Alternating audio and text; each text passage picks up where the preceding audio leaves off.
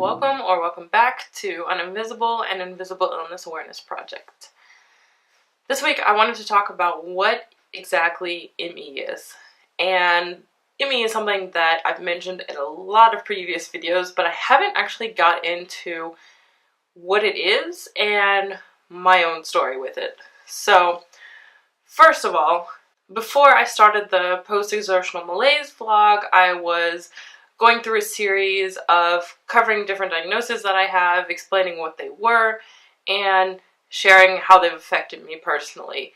With diagnoses like mast cell activation or eosinophilia, I could explain exactly what type of white blood cell disorder it is, and with ME, it's just not that straightforward. So, first of all, the name ME stands for Myalgic Encephalomyelitis. Myalgic means pain, and encephalomyelitis is inflammation of the brain and spinal cord. It's classified as a neuro-immune disorder, but it can also affect your nervous system, your gastrointestinal system, cardiovascular system, among others. It is more commonly known as CFS, or chronic fatigue syndrome, and all of that name is completely accurate. It is chronic, it is fatigue or extreme exhaustion, and it is a syndrome, meaning there's more symptoms than just fatigue. But people hear that name and they just assume that it's laziness, it's lack of motivation, it's procrastinating, not wanting to go to work, wanting to maybe take advantage of a system, maybe depression, all of these things that it's not. So there's been a shift to ME or ME/CFS, and sometimes CFS/ME. But there are actually a few other names that are a little bit less common. There's systemic exertional intolerance disorder, which speaks to one of the major symptoms, which is post-exertional malaise. Chronic fatigue immunodeficiency syndrome. The thing is, when you're dealing with a syndrome, you're classifying people with similar symptoms, but that doesn't mean that they all have the same underlying cause. So while a lot of people with ME could have had that caused by immunodeficiency, I know that because of mast cell activation and EOE, that my immune system is in overdrive. So for me, immunodeficiency wouldn't actually apply. And then there's also post-viral fatigue syndrome, which again could apply to a lot of people. 80% of people with ME got it after coming down with a virus and just seem to never get better. We don't know why they don't get better.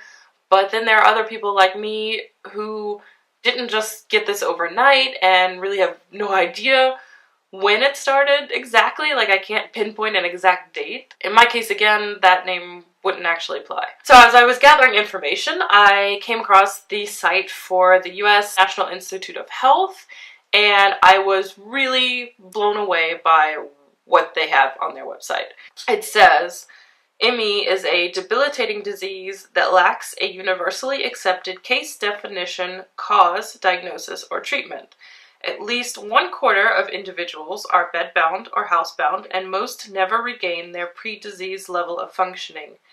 ME strikes people of all ages and racial, ethnic, and socioeconomic groups, and is diagnosed 2 to 4 times more often in women. The disease is characterized by at least 6 months of incapacitating fatigue experienced as profound exhaustion and extremely poor stamina, and problems with concentration and short-term memory. It is sometimes preceded by flu-like symptoms. A distinct characteristic of the illness is post-exertional malaise. Although the cause remains unknown, symptoms may be triggered by an infection. In addition to that, on the website for the US Center for Disease Control, I also found the following. People with ME may not look ill. However, people with ME are not able to function the same way they did before they became ill. ME changes people's ability to do daily tasks, like taking a shower or preparing a meal. ME often makes it hard to keep a job, go to school, and take part in family and social life. ME can last for years and sometimes leads to serious disability. Anyone can get ME. While most common in people between 40 and 60 years old, the illness affects children, adolescents, and adults of all ages. Whites are diagnosed more than other races and ethnicities, but many people with ME have not been diagnosed, especially minorities. An estimated 2.5 million Americans suffer from ME, and this isn't on the CDC website, but global estimates are that it affects 17 to 24 million people worldwide. ME costs the US economy about $17 to $24 billion annually in medical bills and lost incomes. Some of the reasons that people with ME have not been diagnosed include limited access to healthcare and a lack of education about ME among healthcare providers. Most medical schools in the US do not have ME as part of their physician training. The illness is often misunderstood and might not be taken seriously by some healthcare providers. More education for doctors and nurses is urgently needed so they are prepared to provide timely diagnosis and appropriate care for patients. And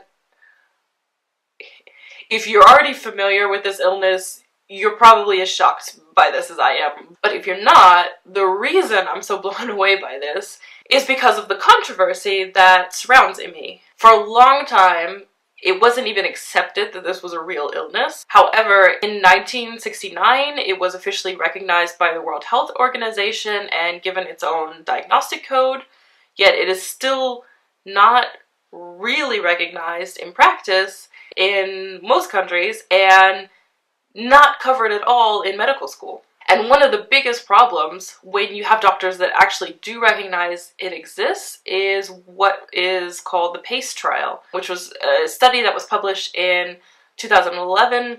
They took these patients with ME and tried to treat them with CBT, which is cognitive behavioral therapy, and GET, which is graded exercise therapy. First of all, CBT works if the problem is purely mental and you need to just change your mindset. Like, if you want to exercise more, if you want to go on a diet, stuff like that. Like, not an actual physiological disorder. So what they were doing during this study is teaching them that their ME would improve if they just changed their mindset and think more positively and not focus on their symptoms. So they tried to do that. And then with the GET, they would start with a small amount of physical activity and try to gradually increase it and build up their stamina. One of the outdated theories was that people have just become deconditioned to physical activity and that's why they can't get out. So if they just push themselves gradually, they can eventually do more. The problem is, with ME, you can tolerate a certain amount of physical exertion until you get to this level where the ME is stopping you from going any further. And if you try to push past that, all you risk is worsening your condition. If you're familiar with the world of ME, you know who Jen Brea is, and she gave a TED Talk years ago. She was in an automated wheelchair, and she said that she went to her doctor, and the doctor said that, basically something along those lines, that she just needed to push through it. So she decided to walk home from the doctor's office because she was really determined to beat this, and ended up in a wheelchair. So that is definitely not the right answer. So that was part of the problem, was that it's kind of hard to evaluate whether your symptoms are improving because they didn't have an objective analysis. They were just basing on the patient's self-reporting. And they were simultaneously conditioning the patients to not focus on their symptoms. So they were, of course, less likely to report the fact that they were getting worse. And then on top of that, they actually changed the parameters of the study while the study was going on in a way that people could actually worsen and report that they had worsened, but the study would still evaluate them as having improved. There have been several high-profile articles written about this, and one of them they quoted somebody saying that if you're teaching a class in med school, this would be the study you would use as an example of a bad study. This is not the way you run a study. So even though there's since been a lot of criticism of the PACE trial, and it's been very clearly stated that it needs to be completely disregarded, a lot of doctors seem to have not gotten the memo. So if they're familiar with any form of chronic fatigue at all, and they don't just completely dismiss it, then they tell you, well, you need to just be more active, or you need to go to a therapist and try CBT. A lot of people deal with invisible illnesses that are difficult to diagnose and treat like this, are often referred to psychology. And it seems that a lot of doctors are just really uncomfortable with not having all the answers. Because if you think about it, typically when you go to the doctor, it's because you've got a cold or something, and they can't really do anything to heal you, but you're gonna get better on your own. And maybe they can prescribe you something to ease your symptoms a little bit. But when you go in there with actual problems, you have a completely different experience. What has since come out to counter the PACE trial is a method that's called, ironically, pacing, or the envelope theory, which means that you have this envelope, or this amount of, like, allotment of daily energy, and it's good to be active and use the amount of energy that you have within that envelope. Or, you know, you pace yourself when you're tired, you sit and you take a break and rest. Bottom line, don't overdo it, don't push yourself. For a lot of people, doing anything at all, even the bare minimum, is already pushing yourself beyond your limit. So it's really hard not to push yourself, but at least try to surpass that limit as little as possible. And then what can happen with a lot of people is, if you're able to reduce your exertion and not overexert yourself for long enough, then eventually your envelope can expand and you'll be able to do a bit more. But it takes an extremely long amount of time, because this isn't just a normal level of exhaustion. Hi guys, so I noticed this video was getting a bit long, so I decided to split it into two. Next week, you'll see the continuation where I get into the specific symptoms of ME before I go on to talk about my own experience. However, if you like this video, go ahead and give it a thumbs up. If you like the channel, please subscribe.